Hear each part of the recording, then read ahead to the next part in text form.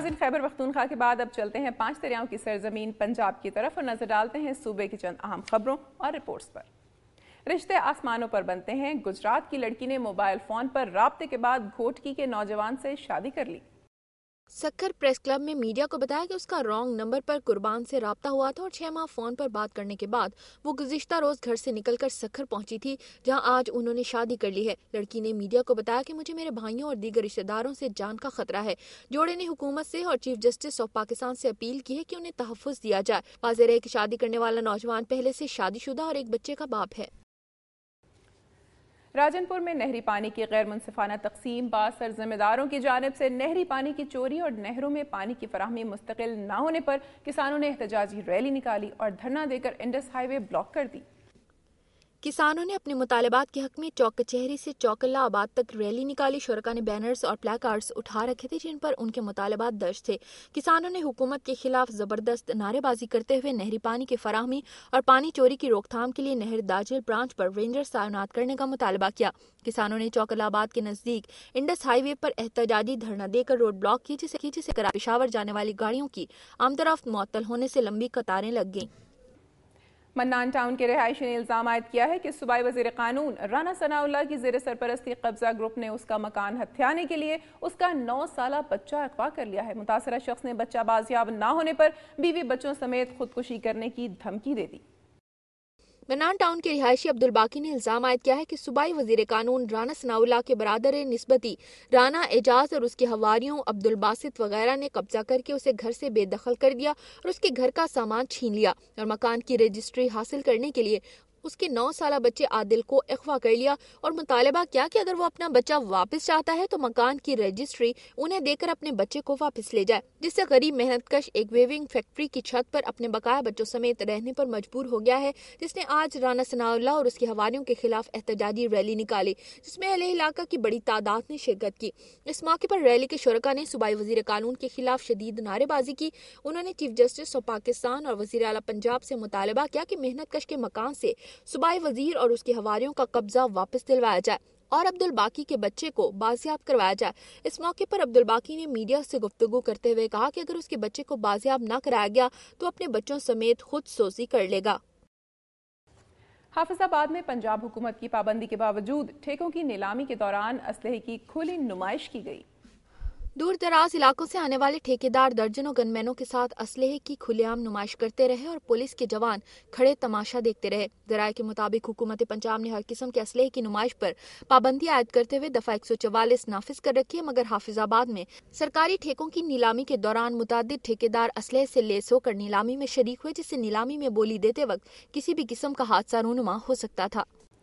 حافظ آباد میں رات 8 بجے دکانیں بند کرانے کے باوجود بجلی کی غیر اعلانیہ لوڈ شیڈنگ جاری ہے، جبکہ دوسری جانب سرکاری دفاتر میں بجلی کا بے دریغ استعمال کیا جا رہا ہے۔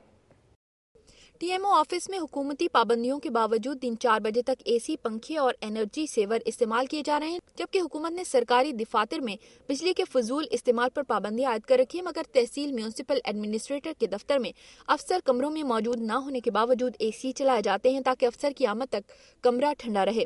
جب اس سلسلے میں ٹی ایم او احسان اللہ وڑائچ سے رابطہ کیا تو انہوں نے کہا کہ وہ کیمرے کے سامنے کسی قسم کا موقف نہیں دے سکتے۔ پورے ملک میں بجلی کا بحران ہے، اس کی ذمہ دار ہم نہیں، حکومت ہے۔ عالم اسلام کے پہلے خلیفہ حضرت ابوبکر صدیق رضی اللہ تعالیٰ عنہ کے یوم وصال پر اہل سنت والجماعت کے زیر اہتمام جامع مسجد حق نواز محلہ پپلیاں والا سے ایک جلوس نکالا گیا۔ جلوس کی قیادت مولانا عبدالغفور جھنگوی ضلعی صدر اور حاجی منیر احمد شاہد سٹی صدر نے کی۔ جلوس بازار کھیتیاں والا ریل بازار سے ہوتا ہوا ایوب چوک پر اختتام پذیر ہوا۔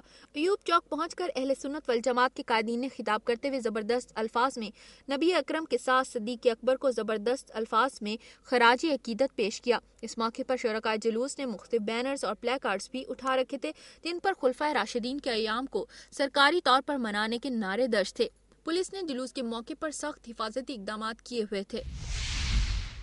ناظرین، انٹرنیٹ پر گستاخانہ خاکوں کی اشاعت کے خلاف ملک بھر میں احتجاج کا سلسلہ جاری ہے۔ اسی حوالے سے فیروز والا کے وکلاء نے بھی احتجاج کیا ہے اور ایک تقریب میں حکومت سے مطالبہ کیا ہے کہ گستاخانہ خاکوں کی اشاعت میں ملوث ممالک کا بائیکاٹ کیا جائے۔ مزید تفصیلات جانتے ہیں سنی شوکت سے۔ میں اس وقت تحصیل فیروز والا بار میں موجود ہوں، جہاں ارائیں گروپ نے ایک تقریب کا انعقاد کیا جس میں گستاخانہ خاکوں اور اسرائیلی جارحیت کے خلاف شدید مذمت کی۔ تحصیل فیروز والا بار کے وکلاء نے ایک احتجاجی تقریب منعقد کی جس میں فیس بک پر بننے والے گستاخانہ خاکوں کے خلاف شدید مذمت کی۔ اس موقع پر میاں عبید اللہ ایڈوکیٹ، میاں خلیل نذیر ایڈوکیٹ، چودھری محبوب الہی ایڈوکیٹ اور اعلیٰ عہدیداران نے خطاب کرتے ہوئے کہا کہ حکومت سے ہماری پرزور اپیل ہے کہ گستاخانہ خاکوں کا معاملہ انٹرنیشنل کورٹ میں لے جایا جائے تاکہ آئندہ کبھی بھی کہیں کوئی حضور اکرم صلی اللہ علیہ وآلہ وسلم کی شان میں گستاخی کرنے کی جرت نہ کرے۔ نبی پاک صلی اللہ علیہ وآلہ وسلم کی شان میں گستاخی کرنے والے یہ یاد رکھیں کہ ہر مسلمان کی جان نبی پاک صلی اللہ علیہ وآلہ وسلم پر قربان ہے۔ ہم ان کے لیے جان دے بھی سکتے ہیں اور جان لے بھی سکتے ہیں۔ حکومت اس معاملے میں سخت موقف اختیار کرے اور امریکہ سمیت دیگر ممالک پر دباؤ ڈالے کہ آئندہ ایسا کوئی واقعہ نہ ہو۔ اس کے علاوہ انہوں نے کہا ہم اسرائیلی جارحیت اور دہشت گردی کی بھی شدید مذمت کرتے ہیں۔ سنی شوکت، دنیا نیوز، فیروز والا۔ ناظرین، پاکستان نہ صرف تاریخ کا امین خطہ ہے بلکہ کئی عظیم علاقائی رومانوی داستانوں نے بھی جنم لیا، جن میں ہیر رانجھا کا نام قابل ذکر ہے، جو عشق الہی میں مگن تھے اور جن کا مزار جھنگ کے قریب ہے اور لاکھوں روپے کے نذرانے وصول ہونے کے باوجود مزار خستہ حالی کا شکار ہے اور زائرین کو کسی قسم کی سہولت میسر نہیں۔ مزید تفصیلات جاننے کے لیے دیکھتے ہیں جھنگ سے لیاقت شام کی یہ رپورٹ۔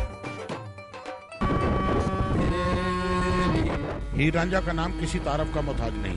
عزت بی بی عرف مائی ہیر، مراد بخش عرف میاں رانجھا خانوادہ سادات اس شریف حضرت شیر شاہ جلال سرخ بخاری کے مرید اور عقیدت مند تھے۔ دونوں عاشقان کا شمار خدا رسیدہ اور مقبول بارگاہ درویشوں میں ہوتا ہے۔ یہ بندگان خدا اللہ پاک کے عشق میں ایسے فنا تھے کہ ان کو دنیا و مافیا کی کوئی خبر نہ تھی اور ہمہ وقت عشق الہی کی مستی میں مست تھے۔ ان کا مزار جھنگ کی مشرقی سائڈ فیصل آباد روڈ پر واقع ہے، جہاں پر کئی عقیدت مند حاضری دے کر قلبی سکون حاصل کرتے ہیں۔ آنے والے زائرین فاتحہ خوانی اور منت پوری ہونے پر چراغ بھی جلا کر دلی سکون محسوس کرتے ہیں، جبکہ کئی خواتین و حضرات حاضری دے کر دربار میں منت مانگنے کے بعد نشانی کے طور پر چوڑیاں اور رنگین کپڑے باندھ دیتے ہیں۔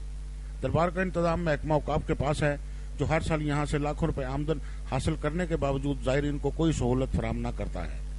دور دراز سے مزار پر آنے والے زائرین درختوں کے نیچے بیٹھ کر وقت گزارتے ہیں۔